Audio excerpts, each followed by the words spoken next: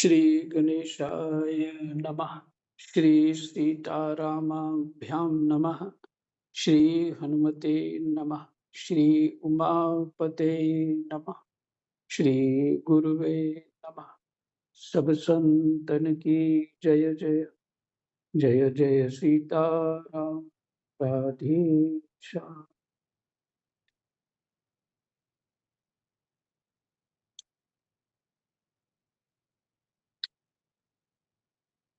श्रीमद् भागवत महापुराण और श्रीमद् भागवत महात्म्य का प्रथम अध्याय की 17 श्लोक तक पाठ हम कर चुके।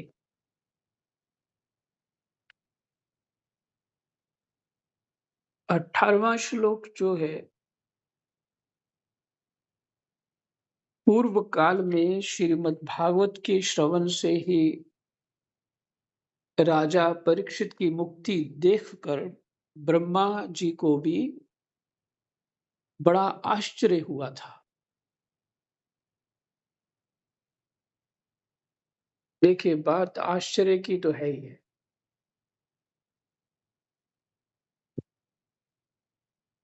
कि केवल कथा सुनो, श्रद्धा पूर्वक तन्मय होकर शुद्ध कथा सुनो तो भगवत प्राप्ति हो जाएगी। और कथा सुनो मात्र इतना, और वैसे ही संसार की कथा कहते रहते, हम सुनते रहते हैं।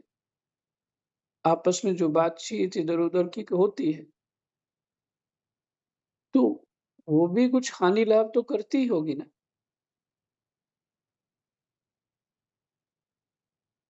इस इस बारीकी की ओर भी ध्यान जाना चाहिए। तो ब्रह्मा जी आश्चर्य किया कि परीक्षित का मात्र कथा सुनने से कल्याण हो गया। उन्होंने सत्यलोक में तराजू बांधकर सब साधनों को तोला।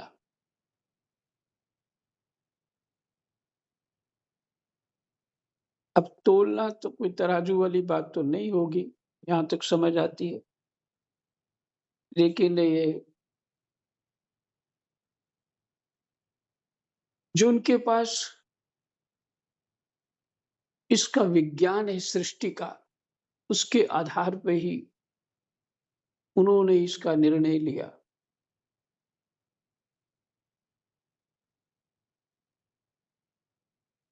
क्योंकि भगवान ने ये साधन भी प्रकट किए हैं, साध्य तो वो स्वयं है, तो साधन भी उनकी कृपा से। तो और जो साधन है उनको ही तो तोलना था।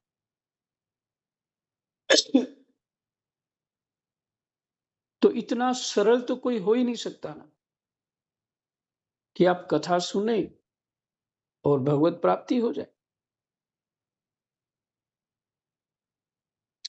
इसलिए आश्चर्य हुआ।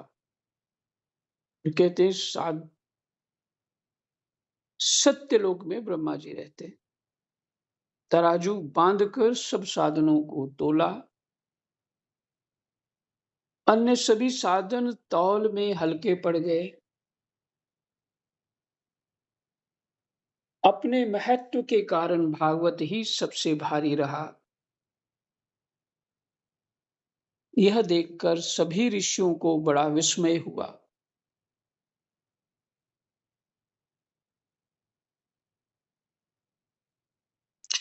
उन्होंने कलयुग में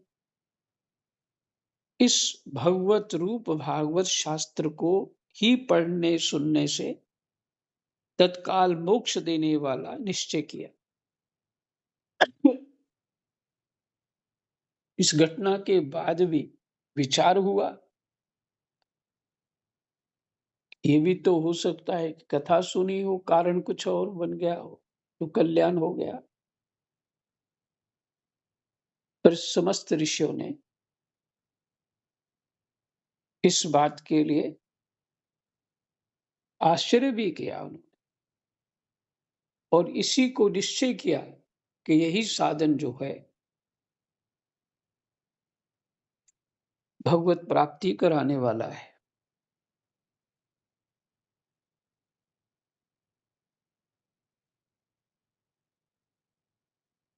शब्द है तत्काल मोक्ष देने वाला,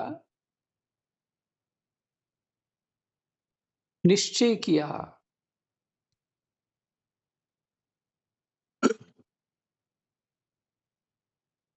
21वां श्लोक।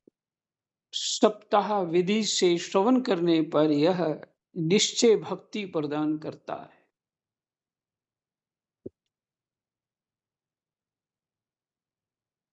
पूर्व काल में इसे दयापरायण सनकादि ने देवऋषि नारद को सुनाया था।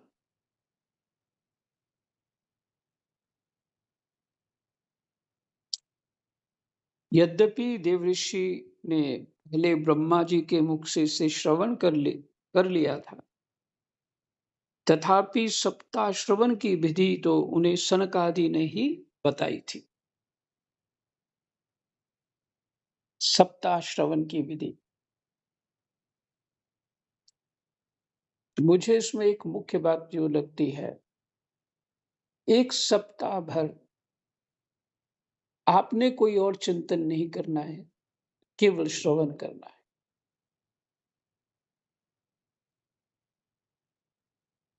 पहले तो इस तरह का श्रवण मनन धुंधकारी ने किया और उसका कल्याण हो गया, पर दूसरों का ना हुआ कि उनका ध्यान इधर उधर भी जा रहा था। तो आपको पहले भी बता चुका हूं, एक घटना और होती है। जब हम कथा सुनते हैं तो कुछ बातें ऐसी सुनते हैं कि जो दूसरों पर घटती हैं और कुछ बातें ऐसी होती हैं जो अपने ऊपर घटती हैं। तो जीव का स्वभाव यही है कि दोष दूसरों को ही देखना और गुण अपने देखने। यही अज्ञान का स्वरूप है।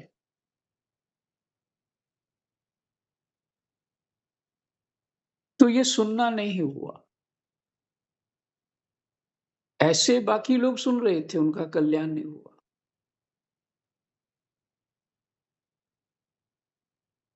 और प्रश्न किया सभी श्रोताओं ने कि इन सबको, हम सबको क्यों नहीं प्राप्ति हुई। वो भागवत पार्षदों ने कहा, जो तन्मयता से उन्होंने सुना, तुमने वैसे नहीं सुना। इसलिए सप्ताह परायण जो है, संसार मेरा बचा ही नहीं है, कोई पीछे बचा ही नहीं है, उसकी तरफ ध्यान ही नहीं जाएगा और सिर्फ कथा, क्योंकि बचा के रखोगे ना तो वापस लौटना पड़ेगा। अब आगे बढ़ना है तो कुछ बचा ही नहीं है। तभी तो आगे मार्ग पे जा सके। पीछे ध्यान रहा तो फिर असमंजस में ही हो गए ना, चित्त शुद्धि नहीं हो पाएगी और चित्त परमात्मा में समर्पण भी नहीं हो पाएगा, क्योंकि कहीं चित्त हमने कहीं और भी रखा है। चित्त मन को भी कह सकते।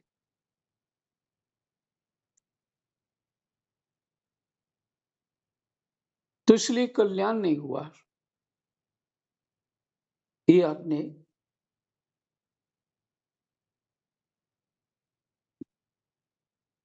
श्रवण जो है कैसे होना चाहिए, कितनी तत्परता होनी चाहिए, तभी कल्याण की बात हम कह सकते हैं। हाँ, जितनी तन्मयता, जितना परिश्रम, जितना जो कर रहे हैं, उतना लाभ तो अवश्य है, सबको है।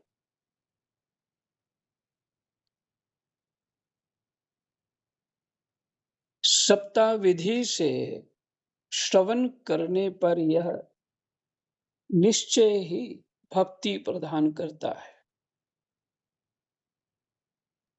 पूर्व काल में इसे दयापरायण सनकादि ने देवऋषि नारद को सुनाया था। यद्यपि देवऋषि ने पहले ब्रह्मा जी के मुख से इसे श्रवण कर लिया था,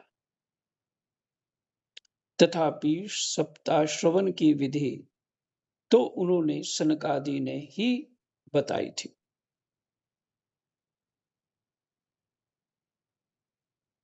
श्रवण की विधि तो उन्हें सनकादि ने ही बताई थी। विधि जो सप्ताह श्रवण की सनकादि ने दी थी। सनकादि ब्रह्मा जी के पुत्र हैं, उनको दिव्य मनुष्य कहा जाता है।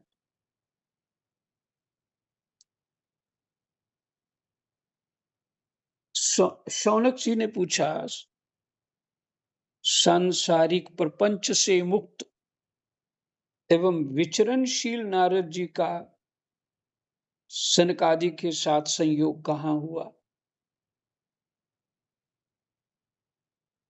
और विधि विधान के श्रवण में उनकी प्रीति कैसे हुई?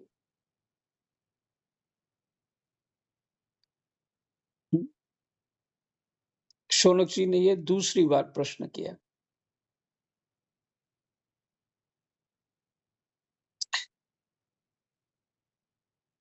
अश्रु जी उत्तर देते हैं, अब मैं तुम्हें वह भक्ति पूर्ण कथानक सुनाता भक्तिपूर्ण कथानक सुनाता हूं, जो श्री सुखदेव जी ने मुझे अपने अनन्य शिष्य जानकर एकांत में सुनाया था।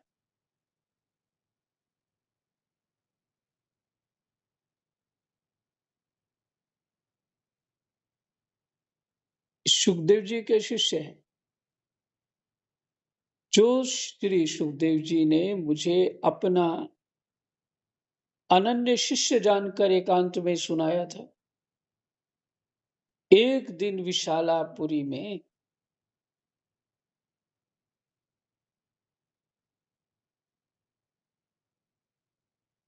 ये जो है, दो बात मिली हमको। सुखदेव जी ने सूत जी के ऊपर कृपा करी, उनको सुनाया अनन्य शिष्य जानकर। इस सुनाने के लिए श्रद्धा भक्ति भी तो, वैसा पात्र भी तो होना चाहिए।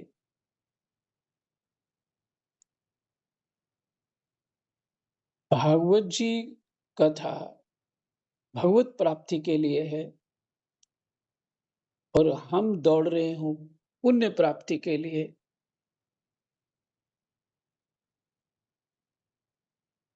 अपने संसार के दुख दूर करने के लिए, सुख प्राप्ति करने के लिए, तो उनको उतनी ही बात सुनाई जाएगी या और ढंग की सुनाई जाएगी? तो ये अद्भुत उत्तम रहस्यमय कथा कैसी सुनाई जाए, कैसे सुनाई जाए? उनको तो ये बात तो अच्छी नहीं लगी।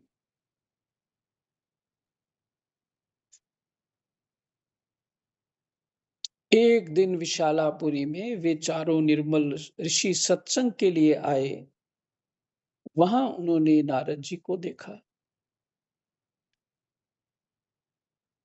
विशालापुरी शायद बद्रीनाथ जी को ही कहते हैं या कहीं और, पर कुछ स्मृति में जी महाराज जी, बद्रीनाथ को ही कहते हैं, बद्रीनाथ को ही बोलते हैं विशालापुरी। जी।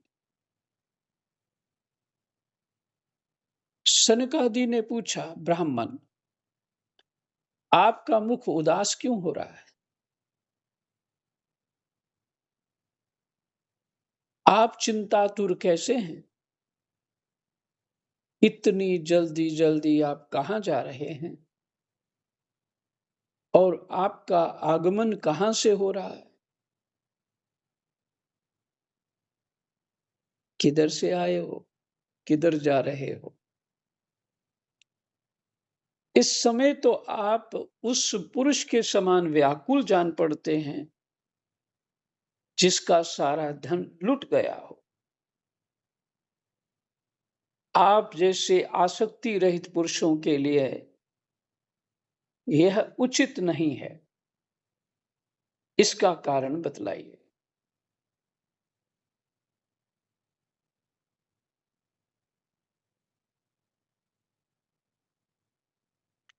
प्रश्न प्रश्न तो सनकादियों ने कर दिया। वो आए और नारद जी को खिन्नचित्त देखा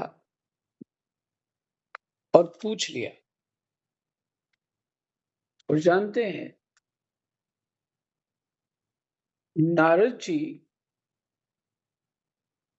और सनकादि ऋषि ये भाई हैं। सनकादि ऋषि ब्रह्मा जी के पुत्र हैं, नारद जी भी ब्रह्मा जी के पुत्र हैं।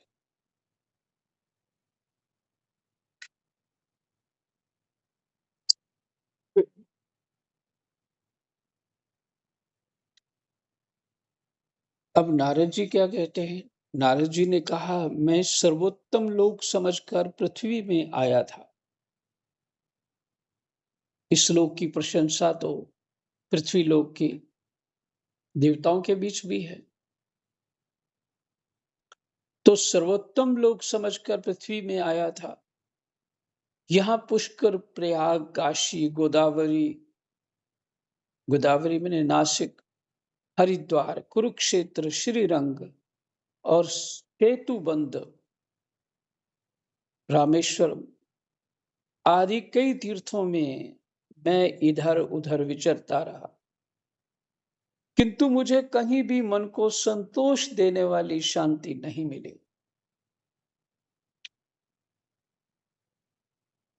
इस समय अधर्म के सहायक कलयुग ने सारी पृथ्वी को पीड़ित कर रखा है।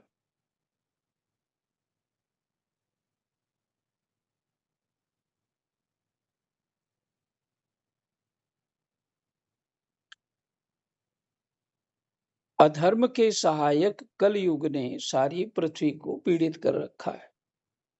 अब यहां सत्य तप शौच,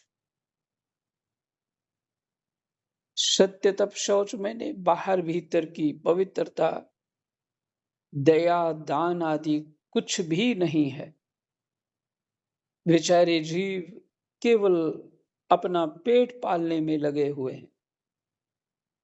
वे असत्य भाषी, आलसी, मंदबुद्धि, भाग्यहीन, उपद्रवग्रस्त हो गए हैं। बने समस्याओं में, मुसीबतों में ही फंसे रहते हैं। ये हुआ उपद्रवग्रस्त। असत्यभाषी, झूठ बोलने वाले, आलसी, मंदबुद्धि, भाग्यहीन, उपद्रवग्रस्त हो गए हैं। जो साधु संत कहे जाते हैं वे पूरे पाखंडी हो गए। देखने में तो वे विरक्त हैं, किंतु स्त्री, धन आदि सभी का परिग्रह करते हैं। घरों में स्त्रियों का राज्य है। साले सलाहकार बने हुए हैं। लोभ से लोग कन्या विक्रय करते हैं और स्त्री पुरुषों में कलह मचा रहता है।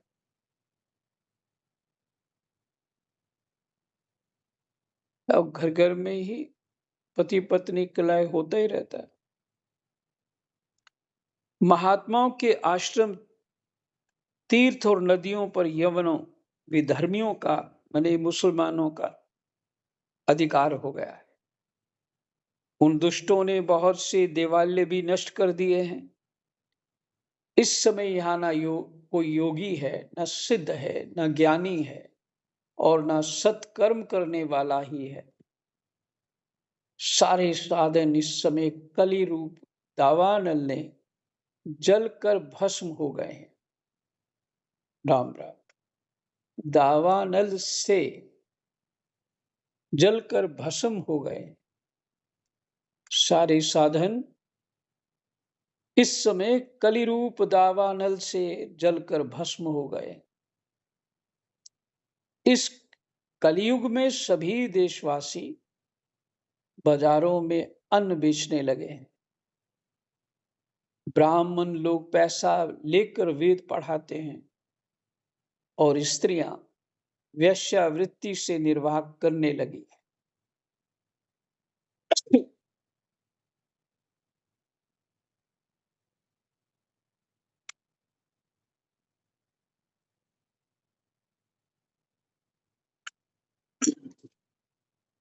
इस तरह कलयुग के दोष देखता और पृथ्वी पर विचरता हुआ मैं यमुना जी के तट पर पहुंचा। यहां भगवान श्री कृष्ण की अनेक लीलाएं हो चुकी हैं। मुनिवरों, सुनिए, वहां मैंने एक बड़ा आश्चर्य देखा। वहां एक युवती स्त्री खिन्न मन से बैठी थी। उसके पास दो वृद्ध पुरुष अचेत अवस्था में पड़े जोर जोर से सांस ले रहे थे। वह तरुणी उनकी सेवा करती हुई कभी उन्हें चेत कराने का प्रयत्न करती और कभी उनके आगे रोने लगती थी। वह अपने शरीर के रक्षक परमात्मा को दशों दिशाओं में देख रही थी। उसके चारों ओर सैकड़ों स्त्रियां उसे पंखा जल रही थी और बार बार समझाती जाती थी। जो स्त्रियां समझाती जाती थी, दूर से यह सब चरित्र देखकर मैं कौतूहलवश उसके पास चला गया। मुझे देखकर वह युवती खड़ी हो गई और बड़ी व्याकुल होकर कहने लगी। इस युवती की बात शाम को सुनेंगे। अभी यही विश्राम करते। कृष्णाय वासुदेवाय हरये परमात्मने प्रणतः क्लेशनाशाय गोविन्दाय नमो नमः। जय जय।